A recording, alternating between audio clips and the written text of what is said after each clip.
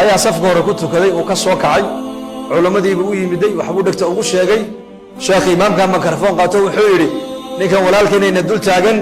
waxa uu leeyahay jamaca muslimiintu awlaad ilaahay ha ii weydiiyaan buu leeyahay u duceeye buuri waa loo duceeyey maasha allah haddana jimcihii kaluu soo kacay ducadii inbuu u sheegtay waa loo duceeyey haddana jimcihii saddexaad buu soo kacay ducadii buu sheegtay waa loo duceeyey nin culimmadii ka mida fikiray uu u yeedhay soo fadhiisa buu yidhi wuxuu yidhi imisa dumar guursatay buu ka yidhi markaas ilmaba guursanba balka warrama ninkaas saxba ducadiisaasi ma soconaysaa ducadaasi majmacadan ee awliyada iyo culammada u badan u duceeyeen ilma ma ku helaya limaada muxuu u helay bali sheeg khilaafa sunna sunnadii ilaahiyadii buu khilaafsan yahay dariiqadii loo maraya saxda ma marin marka uu soo kacay hay-addiisa quruxdiisa waxaa la moodayaa nin 4 dumara leh oo weli u badna aan ku tixin laakiin markuu yidhi maba guursanba ayaa la yidhi war nambar baa kaa qaldane horta soo guurso horta nambarkaas ka soo sax ee nambarkaa ilaahay bari haddana jamcihii kaluu soo kacay ninkii xaaladiisa ogaaya xawaasha ka qaadayba ayaa yidhi war naga fadhiis waryaa intuu imaanba meeshii buu fadhiisiiyey culamadii baa ku tiri war waa ninkii ducada doonaya khayrka badnaa iyo ducadoonkii maxaad u fadhiisisay baa laga yidhi markaasuu yidhi war nambar baa ka qaldan buuhi ninka maskaxdu wax ka yar qabaa si aad ku garatayoo dee maba guursan buui iminka kulligeen dadka maanta muslimiintu in muslimiintu acaza annaas dadka adduunyada ugu sharaf badan inay noqdaan ma jecelnahay mise ma jeclin bal ninkii jeclow gacanta taag laakiin dariiqii muslimku casiis ku noqonayay inaan qaadno diyaar ma u nahay uma nihin bisada iyo jiirka maxaa ka dhexeeya is-aragunbaa ka dhexeeya soo ma jiirkii baa isku yimiday way tashadeen waxay dhahdeen habeen walba bisadii 10 20 waa lana dhameeyey seen u badbaadnaa ka tala bixiya jiir baa yidhi markaa ra'yi fiican buu soo jeediyo wuxuu yidhi waa mithaal yani koortan awrta la suro soo ma taqaanaan jaras geela la suro ha la qaado oo bisada qoorteeda ha la soo suro buuri si markay soo socoto shanqadha loo maqlo deedna looga dhuunto markaas jiirkii oo dhan baa yidhi wallahi fikraddaas waa fikrad fiican tala fiican buu soo jeediye waan isku raacnay marka jiirka sheekhoogii ugu weynaa baa yidhi waa hagaaga ayaa soo suraya buuri soo saamaynde nabiga ku salliya dad muslimiintoo dhan maanta inay diinta dhegaystaan inay diintu nolosheenna ka muuqato inay muslimiintu acaza annaas inay noqdaan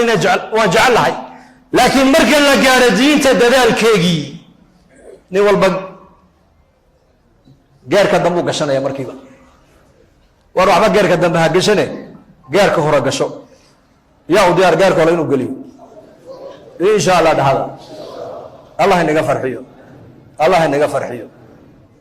waxaa inoo ballana diinta dadaalkeega inaan waqti ku bixinno tafaraq licibaadatii amla sadraka ghinan waasudda faqraka tafaraq licibaadatii xadiis alqudsi fi tafsir ibn kathir buu ku sheegay fi sharxi wama khalaqtu ljina walinsa ila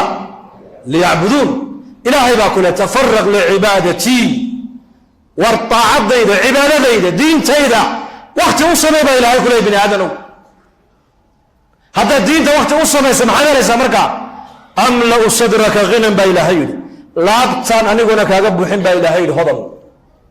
halkana laga noqdo hani hina nafsi baan ku siin weeyaan baahidaadaan ku dabooli baa ilaahay ku leeyahay wa asudda faqraka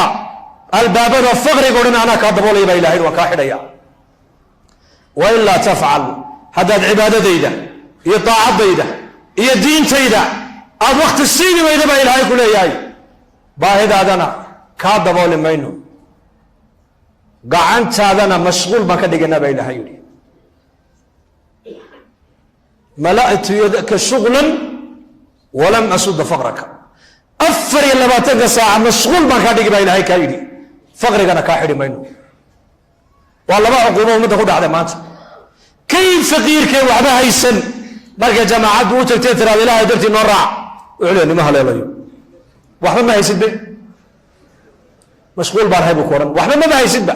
hadda maqaayad buu fadhiyaa duhurkiibuu qaab u fadhiista qaab baabuurta dariiqa la eryanaya inuu kala mid saa u eegaya bbcduu geynaya adaacado dad waalwaalan ay leeyihiin oo baalkan maanta laga soo saarayna kolba mid buu gashanaya waxa caalamka ka dhacay uu la socdaa aakhiradiisina war uma hayo markay jamaacaddu u tagtay tiraadana masjidka noo raac in yar ilaahay hadalkiisa nala dhegayso mashquul baan uhoo nima haleelayo maxaa mashquul ku tahay waxaad mashquul ku tahay cuquba kugu dhacda mashquuliyad la yidhahdo